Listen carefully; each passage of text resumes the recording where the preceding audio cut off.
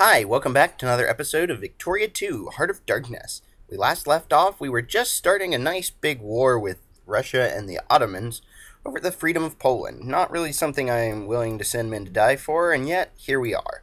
So, without any further ado, I'm first going to combine these armies before I unpause, and let's get started.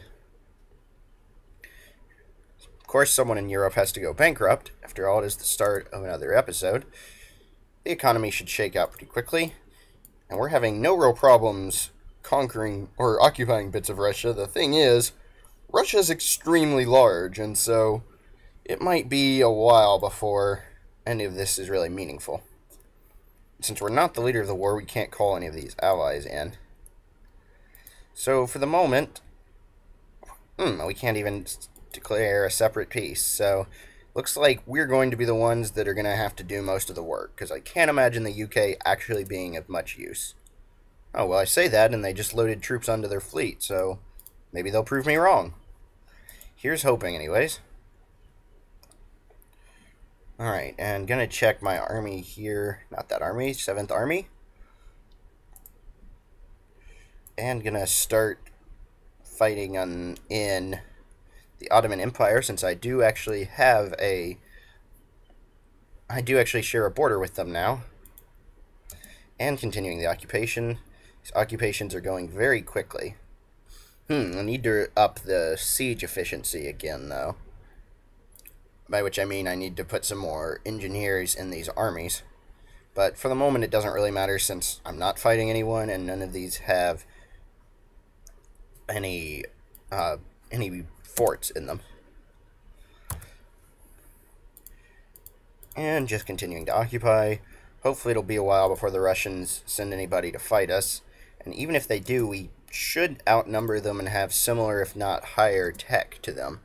So it shouldn't be a big deal if we have to fight them. Would be nice to get all this maintenance, though. Another couple successful occupations. Just going to roll up the flank, basically. Send this army all the way over to take as much as they can. In fact, I wonder...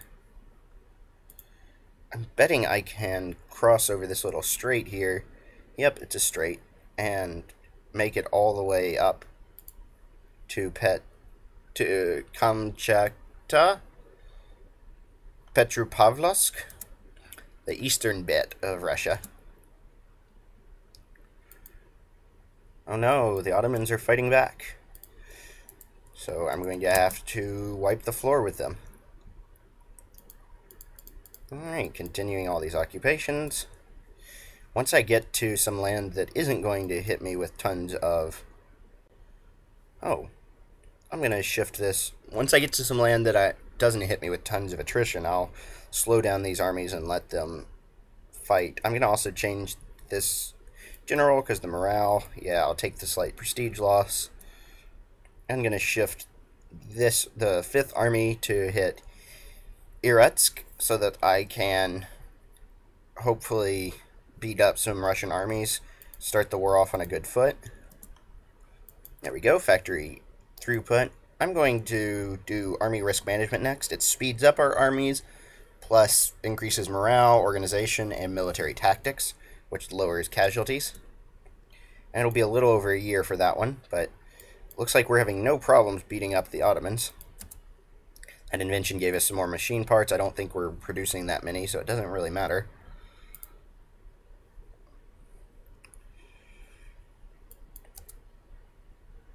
And complete wipeout. Yep, the Ottomans are not a threat.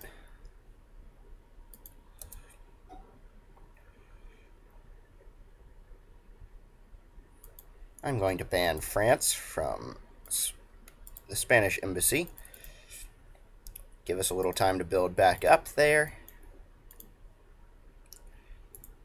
I'm going to drop influence to priority to just 1 for Egypt, since we're sitting at 100 now. Another couple successful occupations. I'm going to let this army sit. Well, let's see. How long will it take to get there? There we go. Now they will still reinforce, since they will be in the land. Ooh, not reinforce a lot, though. That's a shame. I wonder if I don't move them, will they reinforce more? Nope. It's probably due to this amount of... yeah, they're just not getting enough canned food or ammunition, which is cutting down on the reinforcements. And probably cutting down on their combat efficiency. But it may not matter, since we do outnumber the Russians on this front anyways. I'm going to move this army on forward too. Any reinforcements are still nice, but we are going to need more than those tiny reinforcements to successfully win this war. And hopefully the UK will actually get in on this party. There they are. Yep, they're pushing straight towards St. Petersburg. So, might yet end up winning this war. I'm not really afraid of losing it, I just think it might end up in a white peace. But I think crisis wars actually can't white peace.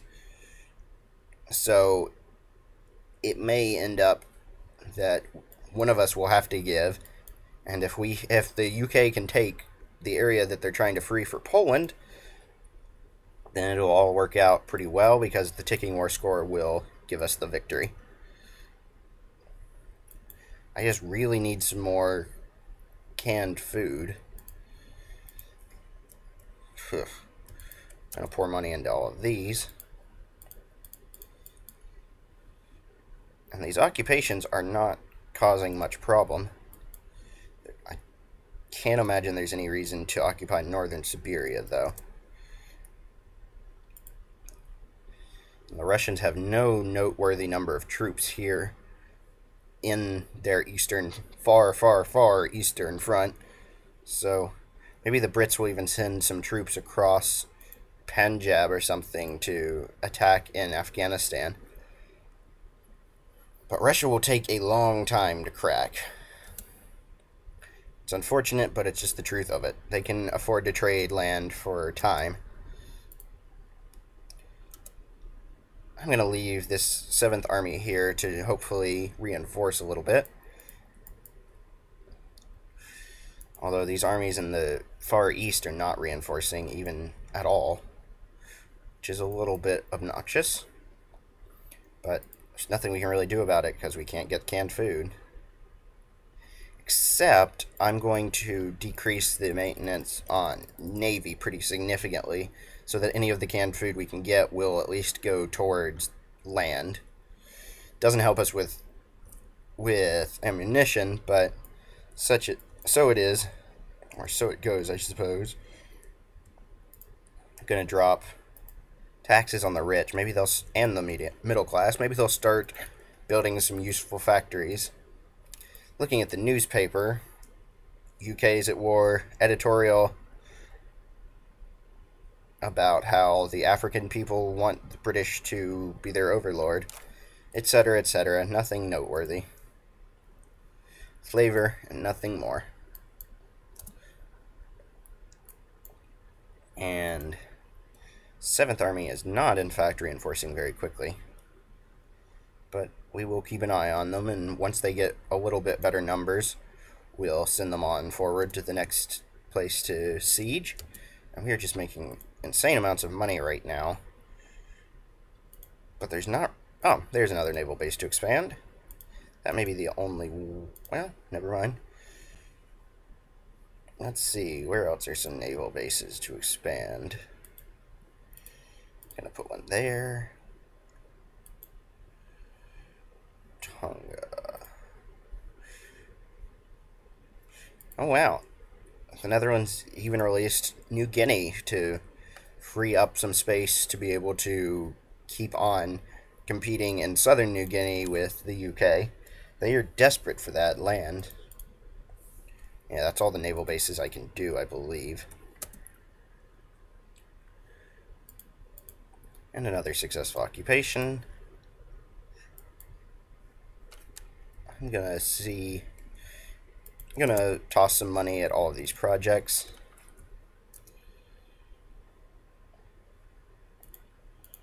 And have made contact again with the Russians, but outnumber them pretty significantly, so should be very one-sided. And it was. Just continuing to siege, taking quite a bit of casualties from sieging, but such is life. Finished another siege here. I'm gonna move up to Middle Siberia. Don't want to leave supply lines too stretched. And I should have enough time to siege these mountains and then still sweep down and hit the Russians in Chita.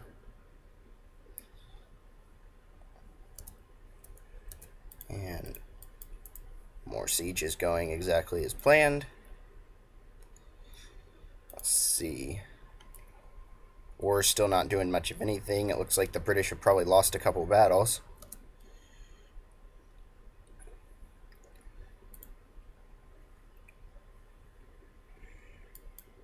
And this army does not seem to be reinforcing nearly at the speed it should be. But I still don't really want to send just 24,000 troops to try and fight in Russian land.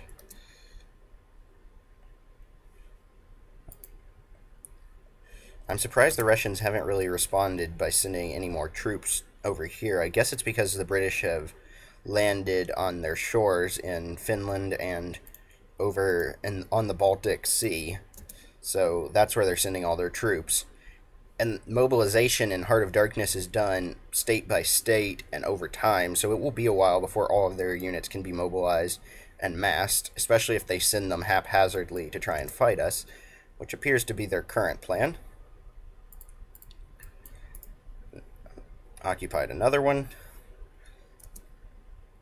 Yay, and actually getting some reinforcements. Liquor production output, good. Iron production, also good. And finished another occupation.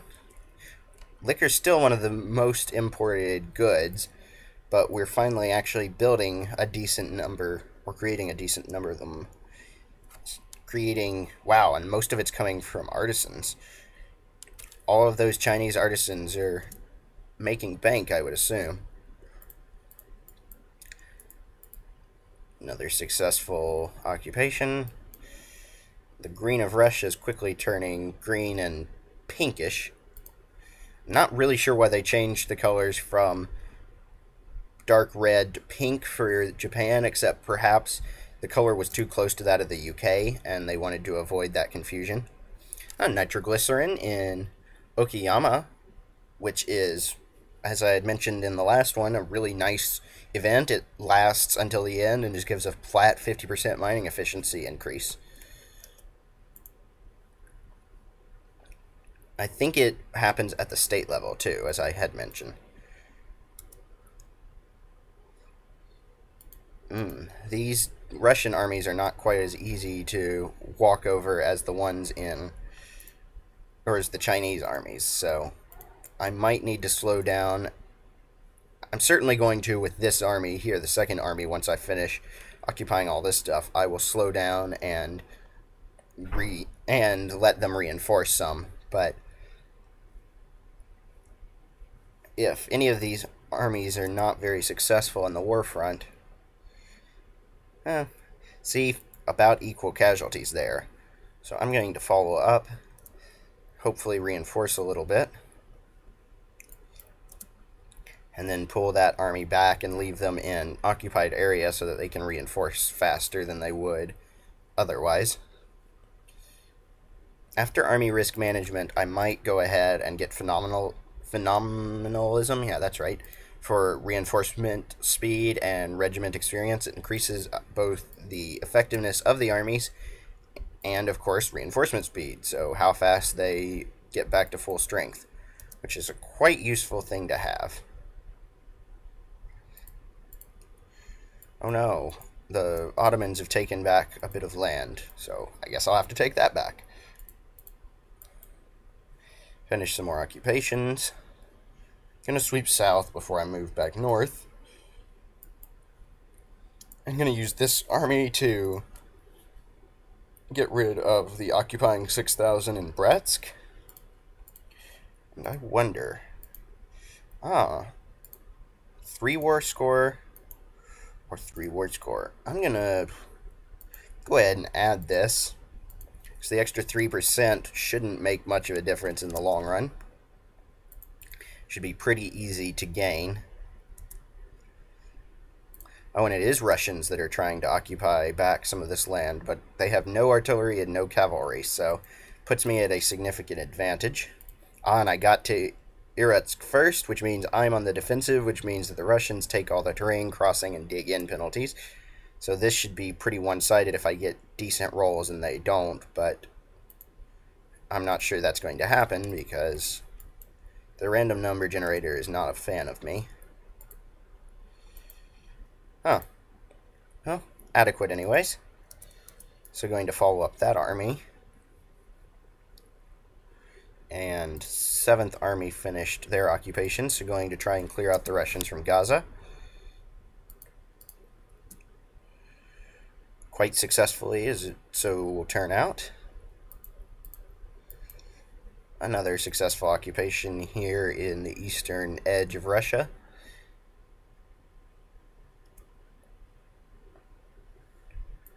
And the Battle of Gaza was very one-sided. Going to follow up and take Jerusalem. Nice little place. I'm sure it's not an area that will have to see a lot of war over the next 1,000 years. Which, of course, I say facetiously because it will. I'm going to drop the taxes on the poor because since we're not spending enough to get all of the necessary goods, we have a huge surplus despite projected losses. And we can take some losses for a while at this point anyways. But keeping the war machine rolling. Some extra canned food production. Which every little bit helps at this point. And, of course, continuing occupations. Successful occupation in Jerusalem, so going to just keep taking some of the Holy Land, Palestine, from the Ottomans. And success there. I'm going to finish occupying and then follow up. And almost done here in the far east part of Russia. Once this army gets down here, assuming it can get to these different islands on the way to... Or I think I can move it through the home island and take all of this land, so that's the plan anyways. Checking on the war again. Looks like the UK is finally coming through a little bit over here. Ooh, but their armies in Finland have completely dissipated, or at least moved down to the south. So they're losing some of their occupations, but if nothing else, they're keeping Russia busy while I sweep from the far east. This battle, however, might turn out against my favor. And another battle here that is a little too even for my likings. It looks like I'm winning it slightly, but I might need to move some of the troops from eastern China. Anyways, I'm going to stop there for today. Russia's finally starting to put up a fight here in their far eastern reaches, as we are quickly getting towards Central Asia and occupations. Great Britain's starting to flounder a little bit in the Balkans and Finland, but still have a decent number of troops, and hopefully will continue to support it. We're having plenty of success in Palestine and the Holy Land, but the Ottomans are sort of the secondary threat. So check back soon for more Victoria 2, Heart of Darkness.